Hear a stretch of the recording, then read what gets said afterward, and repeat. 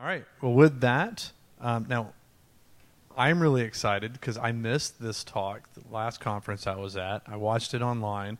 Thought it was fantastic. So we reached out, working with Damon. We reached out and we're like really excited to have you here. So thank you. And without further ado, Miss Ann Hungate. Thank you. Hi. Let me know if I'm loud enough. So my name's Ann Hungate, and I've been working in every role in IT for nearly 30 years. And I'm really excited about NewOps and this concept because we're really putting the beginning and end together. So this talk, I've been working on this one for about a year. One of my friends is the local chairperson for Go Red for Women. Have any of you heard of Go Red for Women? It is a program that Macy's and the American Heart Association put together to help raise awareness and prevent heart disease in women. Heart disease is the #1 killer of women. So Go Red for Women is a really great program. There are Go Red for Women events all over the country. And this year I was sitting, maybe it was January, February, I was sitting at the luncheon, and they're presenting this model that they use. It's the Know Your Numbers framework. And because I'm a hardcore technology geek, it dawned on me. I'm like, we could use that, Know Your Numbers, to help you understand whether or not your DevOps is having impact or not. And then when I hooked up with Jane and we started talking about NewOps, I realized, you know what? This Know Your Numbers feeds the NewOps concept completely.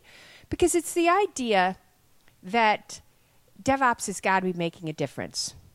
So why Know Your Numbers? In 2014, I was at the DevOps Summit in San Jose. And I was on a panel of women, and everyone's talking about why isn't DevOps getting the traction it needs. And I go back to that point because we're talking about Dev and Ops. Nobody was talking about the customer or the business or why it mattered. And when you talk about IT for IT, you lose interest, and you have things like what we had in 2017, which was the year of the retail apocalypse. All of these brands, you know how many retail stores went bankrupt in 2017? It's a stupid number. I think it's like 28. These are classic brands. Especially this time of year, how many folks in here remember getting the Sears catalog and circling everything they wanted for Christmas? Wasn't that the greatest? It was great. It was awesome. But what do our kids do now? Right? We get Amazon wish lists. Because the Sears catalog went the way of the buffalo. DevOps is not an if. It's a will. It's already done. That's how fast technology gets out there.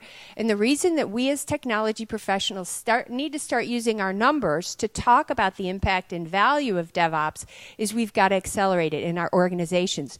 Because we don't want our teams to become victims of the next industry apocalypse. Whether it's going to be, I don't know, banking, telecom, cable TV, right? There are other disruptions that are coming. And when we bring DevOps to our organizations, when we're stewards of using technology to drive our business, then we're making a difference, right? And we're creating career security for ourselves and for those around us. So that's why it matters. That's why you've got to know your numbers. So I put this definition up here. Don't read it. Just look at the visual impact. It's terrible. So I go to Wikipedia. Every presentation needs a definition, whether it's dictionary.com, you got to have a definition. So I'm like, why don't I start this presentation with the definition of DevOps? I can't read that. I am a busy mom. I've got teenage kids in sports. I run my own business. I have my husband who asks me things like, did you fill out this form? I don't know. I can't read this definition, but I can read this one. My brilliant friend that I had the pleasure of working with when I lived in Los Angeles, I'd just come back from that summit I talked about in 2014. I was so jazzed about DevOps and blah, blah, blah. He goes, what's the big deal, Ann? I'm like, what do you mean, what's the big deal? He said, this is just the evolution of an industry. DevOps is the intentional collapse and automation of the software delivery supply chain. It's getting from concept to value faster. It's the same thing that happened in manufacturing in the 80s. And I'm like, dude, you're right. That's it.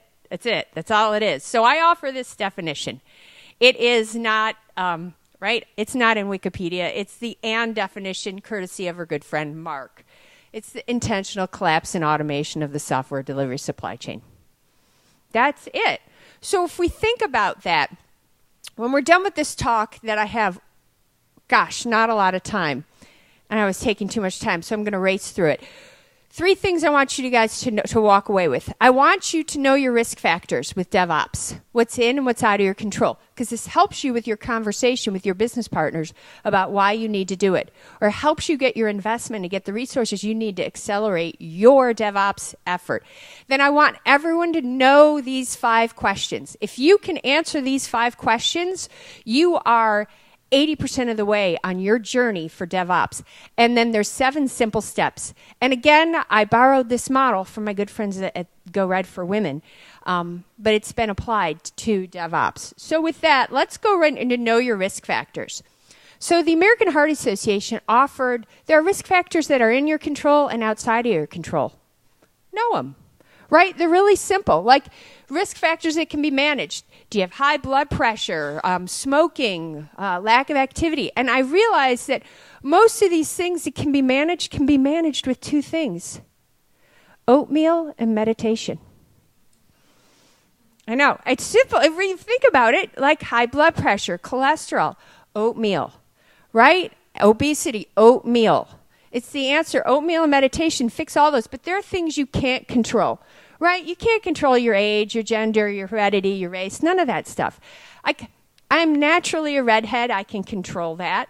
I choose to be blonde. But as a redhead with freckles, I am very prone to skin cancer. So every 3 months, there I am getting a skin check. And they're never good. But the gist is, I know it's my risk. So I manage it. Right? How does this apply to DevOps? There's a whole bunch of stuff you can manage, and if we had more time, I'd scroll through these one at a time. But if you're on a team that's trying to promote DevOps, the worst thing you can do is alienate your peers. The worst thing you can do is talk down to people who are showing up at work every day thinking they're doing the right thing the right way for the right reasons.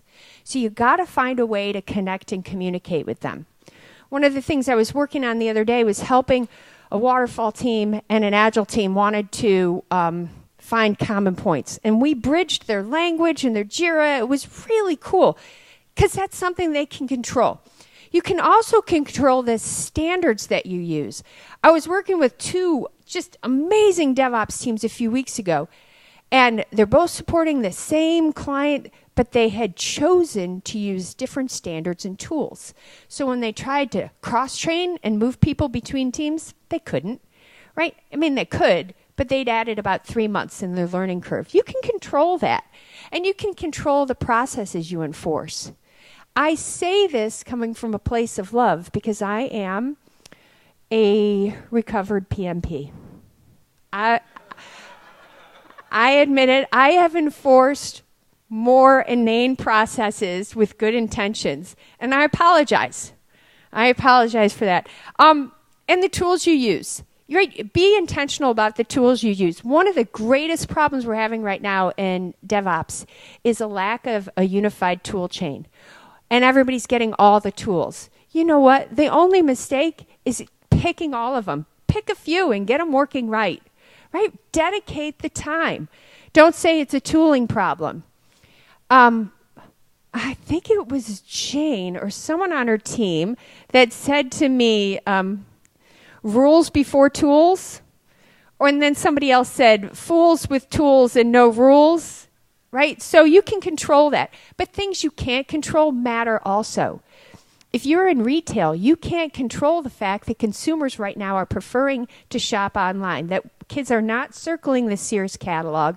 They're using their Amazon wish list, right? We can't control that, but we know it.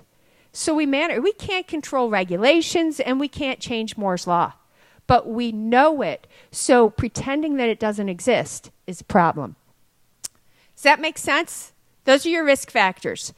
Know them, One of the things I do with teams and the risk factors when they're complaining about what's making DevOps tough is just have them go through an exercise. And any one of you can lead this exercise with your team. You say, what's everything that's getting in our way?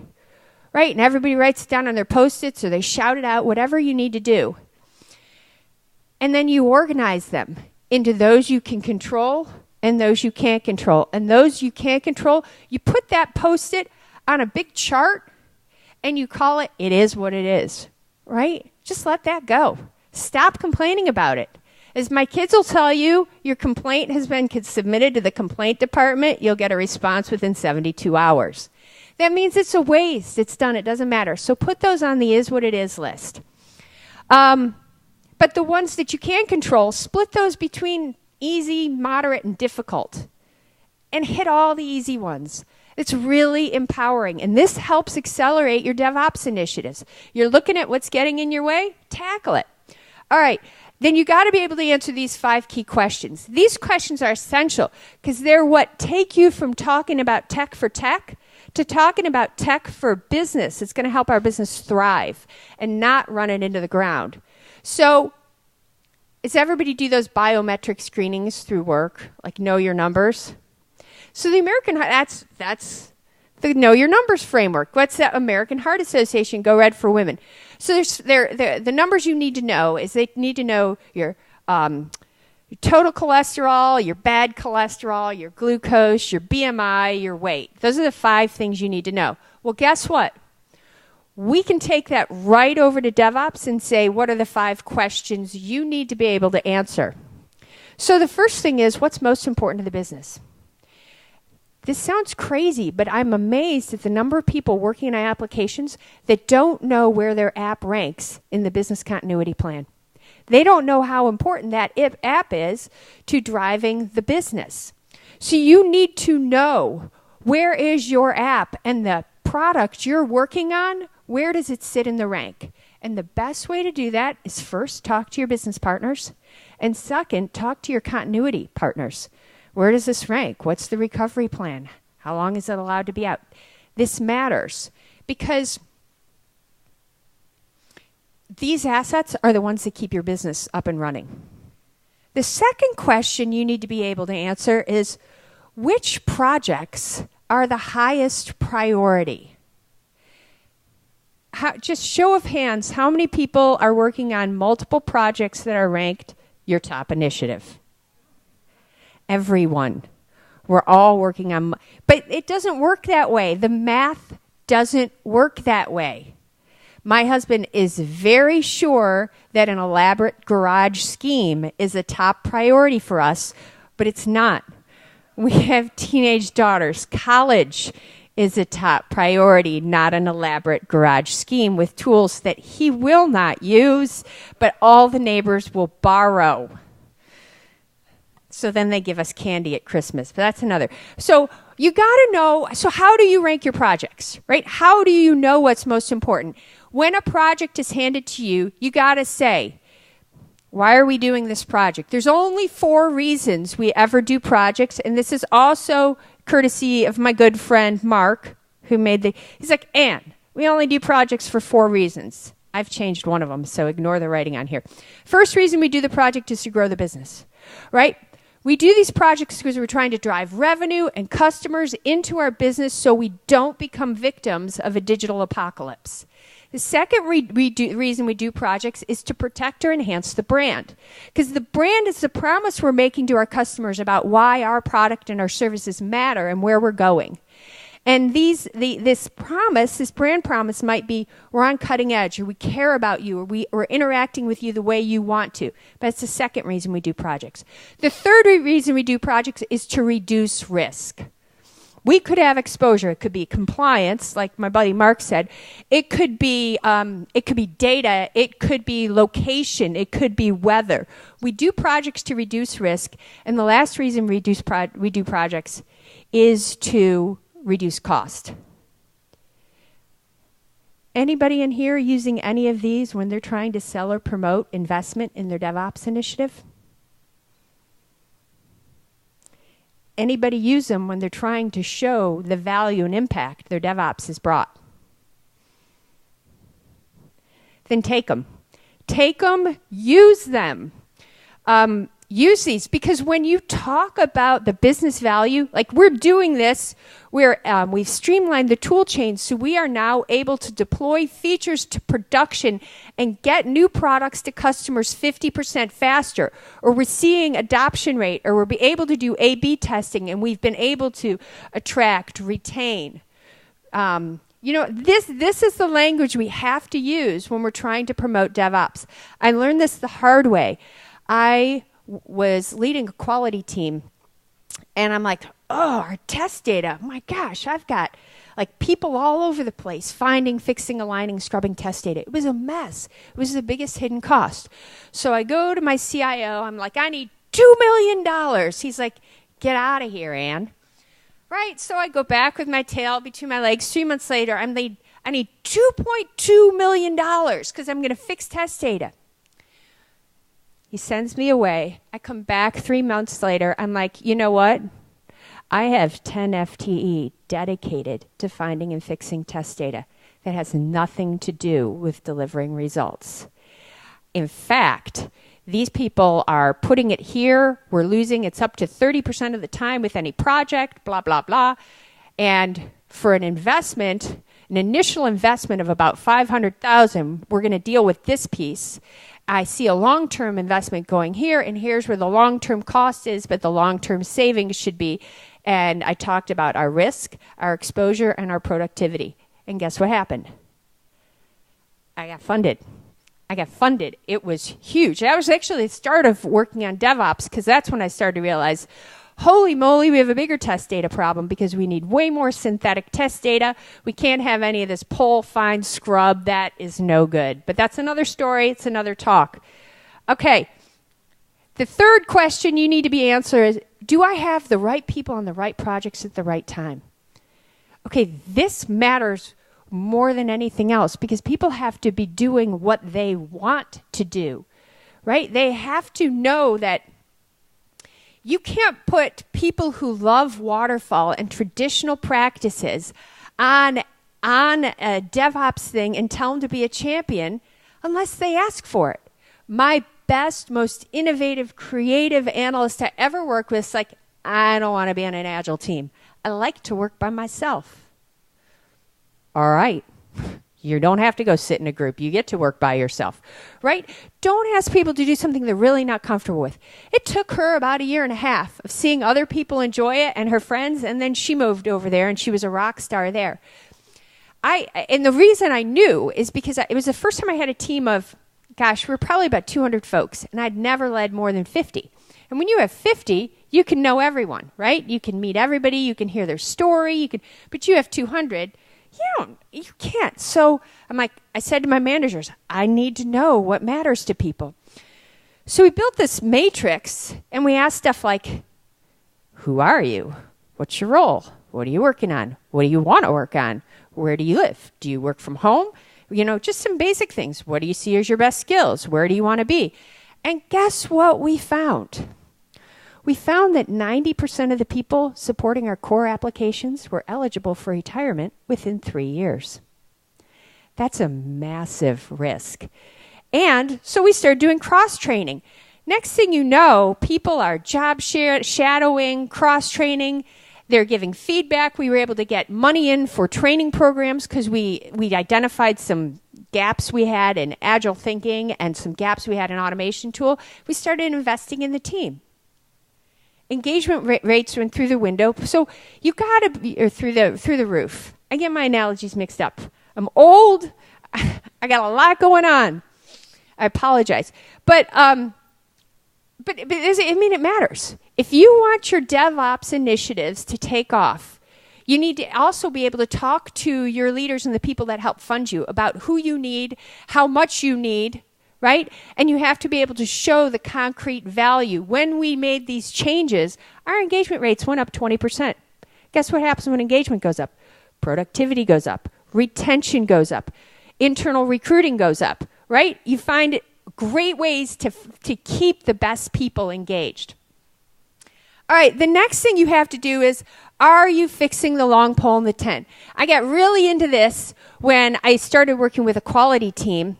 And I got hammered, like, Ann, why didn't testing find this? And quality's too expensive. And I go back to this graph that I had in college, which was now a long time ago, maybe the 80s, maybe not, but probably the 80s, where we did just a simple bell curve of resources over time. And your resources could be money, machine time, people, whatever your resources are. And if you're hammering the testing team for not being faster and cheaper, well, it's moot. It's moot because you've already peaked out on your maximum spend and you're already through about all your time. So that's kind of, if you are looking to solve your DevOps problems, you need to do some value stream mapping and get to the long pole in the tent.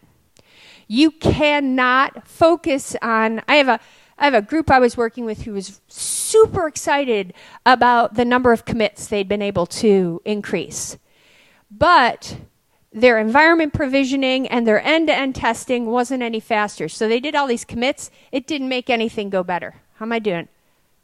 Am I doing okay? Are they leaving a holiday gift? We got new cushions for our outdoor furniture. It's like 20 years old, and the cushions are gross. And so as I'm leaving here, my neighbors send me a text that I've got massive boxes on my front step. So that's what I've got sitting at home. When I lived in Pasadena, and we had boxes on our front step, by the time we got home from work, they were gone. But in Apex, they're still there. Because sitting on metal is no good, and 20-year-old things are no good. But this is really key, you guys. One of the things, anybody read that book, The Lean Startup? So you know what vanity metrics are? We get those all over DevOps. So a lot of people with DevOps are saying, we stop all of our code builds and our pipeline and blah, blah. The question is, so what? So what? Did you help get product to market faster? Did you reduce risk? Did you improve the brand? We don't focus on vanity metrics. Your metrics have to be about finding the constraints in your system and easing them up. Just like we all learned when we read The Goal with Eli Goldratt. You guys remember, everyone read The Goal? So The Goal was the ultimate manufacturing book. It's actually what inspired the Phoenix Project. And he's got a scene, and The Goal is a guy who is, he's in charge of improving efficiency in a plant.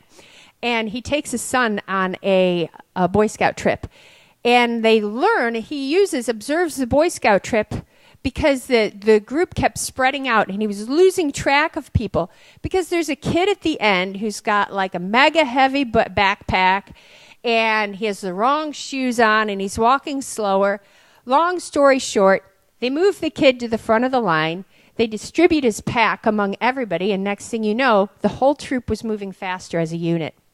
That is theory of constraints. And when you know where your constraints are and you can articulate them, then you know the long pole in the tent, you're solving a real DevOps problem. You're not producing vanity metrics. And sorry about the picture of the raft. That's for another audience than you guys, but I reused some slides. But you have to know the piece of technical debt that costs the most. And I'm going to take a second here because I want to talk about technical debt. I've gotten feedback from some groups that they don't know what technical debt is, and I should have put a definition up there. And I learned from talking to a group of DevOps engineers that they consider knowingly moving defects to production tech debt. It's a kind of tech debt, but my definition of tech debt that I want to share with you today is most organizations should have preferred technologies, right? These are the tools we use. These are the methods we use. This is the direction we're going. An example is you got to know if you're J2EE or .NET, right? If everything you do is J2EE and you get a .NET application, you've just incurred tech debt. Because in order to support that .NET application, you need a different set of tools, a different set of monitoring, you need different people, different skills, different things matter. That's tech debt, right? So when you're not using your preferred technologies and tools, you're accumulating debt. Some debt's okay, right? Some debt's okay because it's investment we're making in the future. And some debt is inexpensive. We'll just let it go. Like, I got a call last week. I was actually at another conference, and I got a call, and it was not solicited. But somebody offered me a small business loan at a mere 30% annual percentage rate. Right? And they thought they were doing me a favor. That's bad debt. But the 0% interest on your car, that is good debt. All right. So these are key, you guys. You have to be able to answer these questions. And if you can answer all those questions, then you can take these 5 simple steps. And we're going to skip the American Heart Association, and I'm going to come back to the slide before this. But the 7 steps you need to take to increase the likelihood of your DevOps success is first get your production environment under control, right? Know if your systems are performing the way they need to. I was working with a team once, and we were having trouble with our online banking system, and long story short, half the users were experiencing 404 errors. I mean, that's stupid, right? That's embarrassing. But the ops team had turned off monitoring because it was so noisy. No one had I know. I'm totally embarrassed. Nobody had monitored it. Get your production systems under control. The next thing you got to do is rank your projects. Everything's not number one. You're killing your team when you make everything number one. After you do that, get your workforce under control. Know who you have, what they're working on, where they are. After that, pick a method or 2, but not all of them. There are merits to all the methods are out there. Don't throw one out. Come up with what's right for your organization. Socialize it. And I don't mean make a PowerPoint. I mean put it out there in a community where the community keeps it alive. Right? And where you have a shepherd, somebody who is like overseeing it, but let the community evolve it. But pick a method and get great with it. When you're done with that, start keeping track of your debt, your tech debt. Where are you using? Does everybody have different versions of the tools? That's noise, right? It's really hard to live with that. So get cleaner with that. Step 6 is engage everyone. I'm going to tell a little personal story here that's kind of embarrassing. So I was hardcore developer, all in architect, and I decided it was time to go the business and management route. So I got my first project management job leading a really complex team, and I was dating my husband at the time. And just so you understand, I was maybe 10 years into my career. He had gone after college and worked at a ski resort for 5 years. And I joined a consulting firm. So he was living in my house. He had nothing to gain by saying this, but he listens to me on a conference call, and I'm thinking I'm the bomb, right? Because you're doing this and you're doing that, and we got this whole thing going. It's the hardest project in the company. I was so proud. And I get off the phone. He goes, "I'd never want to work for you." I'm like, well, what? He's like, "I'd never want to work for you." And it took me a couple minutes, you guys, because that was a massive blow to my ego. And I said, "Well, why?" And he says, "Are you the only one on that call getting a paycheck?" No. "Are you the only one on that call who went to college?" No. "Are you the only one on that call who cares?" I'm like, no. He said, "Then why did you make all the decisions? You just sat on that call and told everyone what to do like you knew better." Well, guess what? The second you're the smartest person in the room, you're the dumbest because you shut down everyone. And if 2 people are 80% as smart as you and you handle the problem, they're 160% as smart as you. So stop trying to have all the answers. That's probably the most pivotal point of my whole career. I don't have all the answers. So I'm not up here giving you answers. I'm inviting you to be part of a conversation because we as a community have got to get DevOps, NewOps. We've got to get this adopted in our organizations so we don't go away, so we don't become victims of a digital apocalypse. And the only way we're going to do this is if we start using business language. I don't have the answers, but I gave you a bunch of questions. The last step in this is have a monthly operations review, right? Have a routine where you go through these numbers once a month, just like you get your blood drawn once a year, just like you go to the dentist twice a year. Once a month, sit with your team and go over these numbers. Are they what you want them to be? If yes, great. If they're not, make an adjustment. They're not judgments. They're just facts, right? We're just dealing with the facts. Let me see if I can go back. So this comes from, so when I say this operations review, I like your operations review to go through 4 quadrants every month. I like you to hit production environment first. You know, look at your external matter, your customer, your financial trends. Then I want the next thing to do is talk about the progress of your projects. When you're done with that, then go through your supporting factors where you hit things like your workforce, adjustments that you might be making, you know, who's coming, who's going, who's happy, who's not. Right? Who's going on a long vacation, who's coming on board. And then the last thing is capabilities. One of the things I see very common in DevOps teams is folks are bringing in a lot of tools and they're not talking. And so you might have 2 or 3 teams experimenting with different tools. So in your operations review, you got to hit capabilities. So if you have tools and techniques and methods that you're bringing in, you guys are talking about them as a team. So this is what your ops review should look like. How am I doing? Am I out of time? All right. So, with that, I want to switch to questions.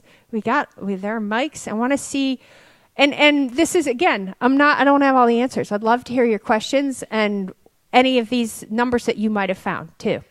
Also, I am losing a bet with my nephew. My nephew bet me he could get to 1,000 Twitter followers faster than I could. He was live tweeting Braves games, which is total malarkey. He's at 2,000. I'm at like 875. So any Twitter followers are appreciated because I'm also a little shamed.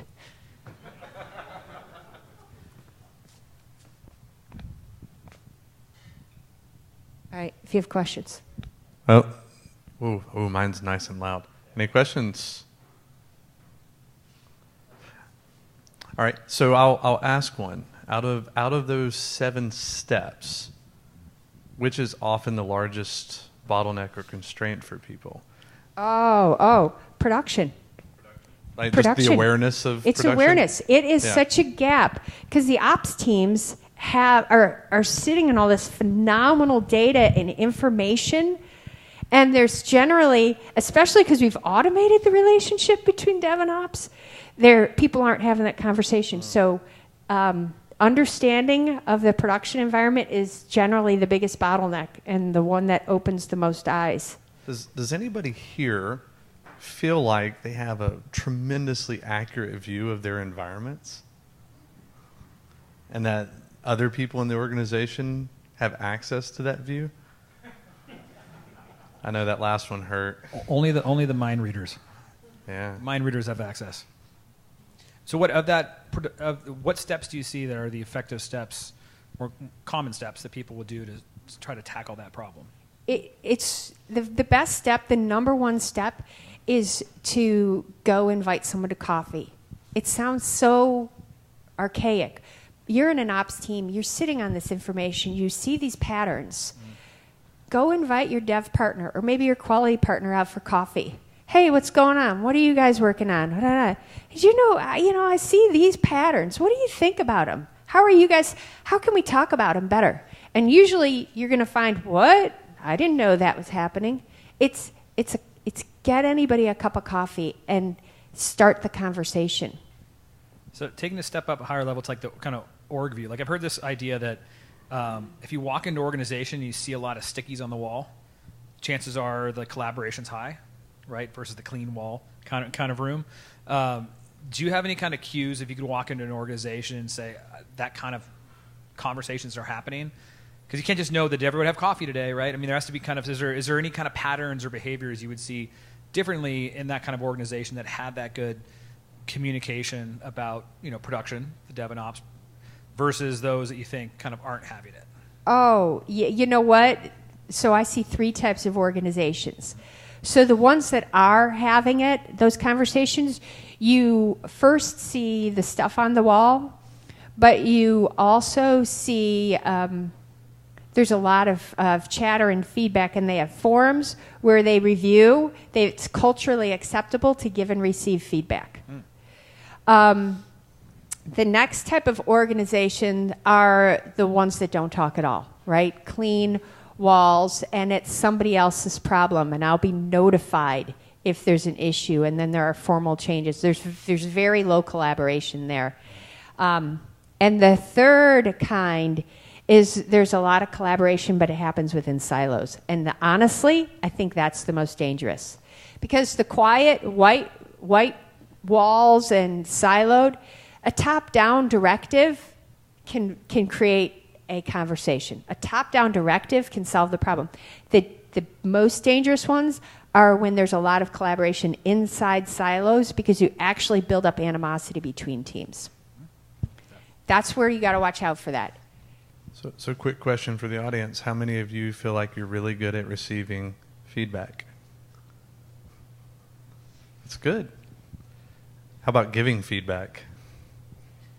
Would your coworkers say the same thing? Do you find yourselves collaborating in silos? Or collaborating, or the bureaucratic group where it's white walls? You surround yourself with all the people who think and act and feel the way you do, and then you tune out the other people. That's where it can be really destructive. I mean, isn't that just a natural human thing? Any kind of, human endeavor, you get enough people together, you're going to want to put like with like, and just they're going to turn inward, right? I mean, it's not like we were good, we were bad, now we're good. It feels like it's a naturally occurring force that we always have to be aware of, because we're going to trend towards specialization, separation. It's just human nature, right? It is. Yeah. It is human nature, but it's what led to the retail apocalypse. True. Yeah. And so if we're leaders and we're trying to really create this new ops environment, that's really begin with the end in mind, right? It's about understanding where we're trying to go as an organization. So we have to, it's as simple as having coffee or reaching out to someone saying, how was your weekend? I saw this and I thought of you. How do you want me to handle this? I've seen these patterns. And it's a little uncomfortable and it's hard, but everybody in here just raised their hand and said they're good at receiving feedback. Truth. So it sounds like everybody needs to work on asking for more feedback. Yeah. Yeah, I like it. See, because it's always someone else's problem. Yeah. Well, I mean, go back to my talk, remember? I had redid the whole environment, made it more available, made it more reliable, but it wasn't until I had lunch with the developer that they said, yeah, it doesn't matter. I still have to do this, onerous task every week, right? Have the conversation. All right. Well, with that, thank you very much, Anne. We appreciate it.